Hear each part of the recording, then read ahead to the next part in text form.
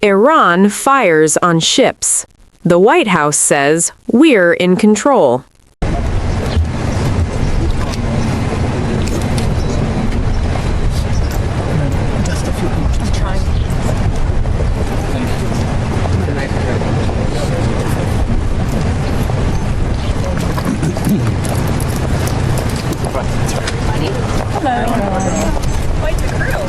Hi, Caroline. Hi, guys. How are you? Caroline, could you tell us how the president is going to extend the ceasefire in order to reach a deal? Does he believe that a deal can be struck on the U.S. blockade is still in place?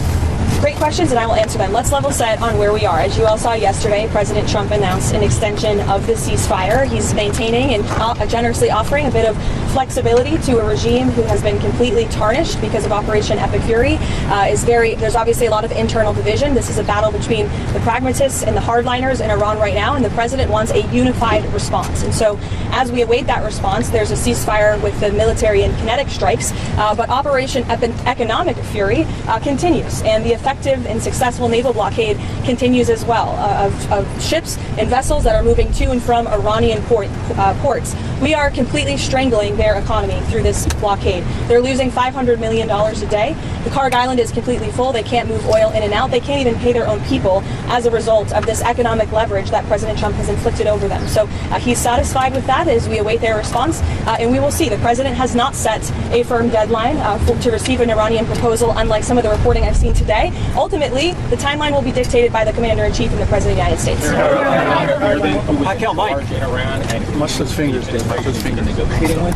Well, we obviously know who we're negotiating with because our negotiating team has sat down with those individuals in person. But obviously, there's a lot of internal fraction and internal division, which again just proves the effectiveness of Operation Epic Fury in the first place. Their regime and many of its leaders for nearly 5 decades have been wiped off of the face of planet Earth. So again, the president's offering them a little bit of flexibility because we want to see a unified proposal to the president's very strong proposal, and he's made his red lines very clear. Again, the United States maintains control over this situation, leverage over the Iranian regime. Not only have they been significantly weakened and obliterated militarily, but they are losing economically and financially every single moment that passes with this blockade. So the president is going to continue to lead the free world, to run the United States of America as we await the Iranian response. Caroline. Thanks a lot, Caroline. 2 questions. What's the ultimate goal of this blockade? Is it indefinite? And is the ceasefire that's in place right now also indefinite?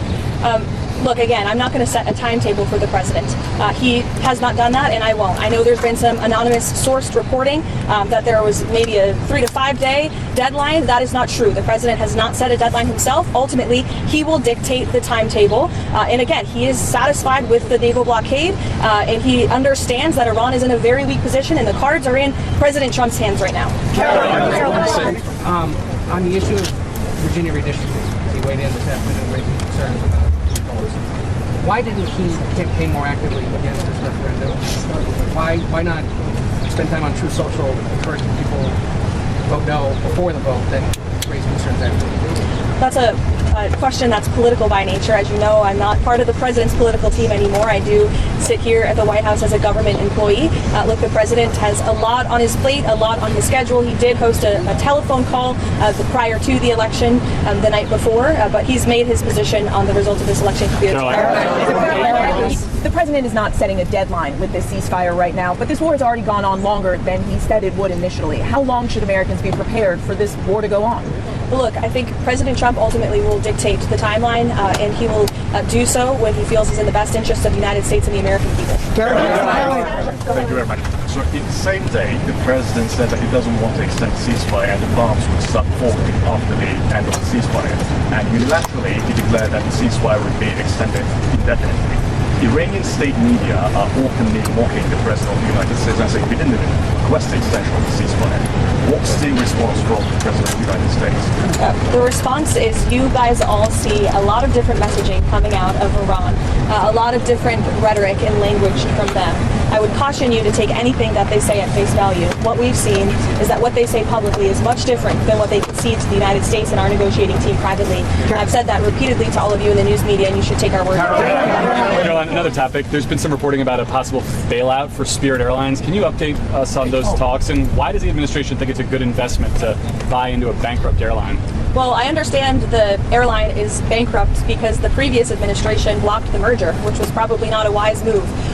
Obviously, this is something the Commerce Department and the President are tracking. I don't have any updates or announcements, but the aviation industry is very important to this President and this White House. Millions of Americans depend on it. We want to see the best possible outcome, but I don't have any announcements. Thank you so much, Caroline. So, how long is the President willing to wait for the Iranians to come to the table, and does he trust the Iranians to come to the table? Again, I've now been asked this question a few different times, a few different ways. I'm not going to set a deadline. Thank you, Caroline. A lot of the negotiations or it seems public statements that we've seen from the President come on Truth Social and the Iranians on X, a lot of back and forth there. Did the President's Truth Social posts throughout the day ahead of these negotiations have a negative impact on negotiations? I think look at where we are right now. The President chose to extend the ceasefire because it's Iran who needs to get their acts together. The United States and President Trump have been very clear in our demands and our red lines and what we need to see in the best interest of the American people and our country and our allies from the very beginning. So the short answer to your question is yes. Does the White House have an understanding at this point of who inside of Iran will have the final sign-off on it? The White House and our intelligence community certainly has a good understanding. However, we want to see a unified response and a unified proposal. To the previous question's point, you see a lot of different messaging on social media from many people within the regime, and a lot of that public nonsense is not what we hear from them privately. But again, we want a unified response, and that's what the President is awaiting. I'll leave our intelligence community and the President to decide. Go ahead. Thank you, Caroline. Does the White House have a response to the DOJ's indictment of the SBIC, as well as the allegations that those donated funds were used to actually fund the very dangerous and racist Yeah, I saw the indictment yesterday. I saw the acting attorney general and FBI director do a press conference on it. It was quite shocking to me to learn of the egregious violations of the law the Southern Poverty Law Center was committing. And I think that's a story that should be on the front page of every newspaper in this country because they've obviously been duping their supporters and the American taxpayers for far too long. It's a criminal organization, clearly, and that's not our DOJ saying that or Todd Blanche saying that. That's a grand jury indictment saying that. Thank you, Caroline.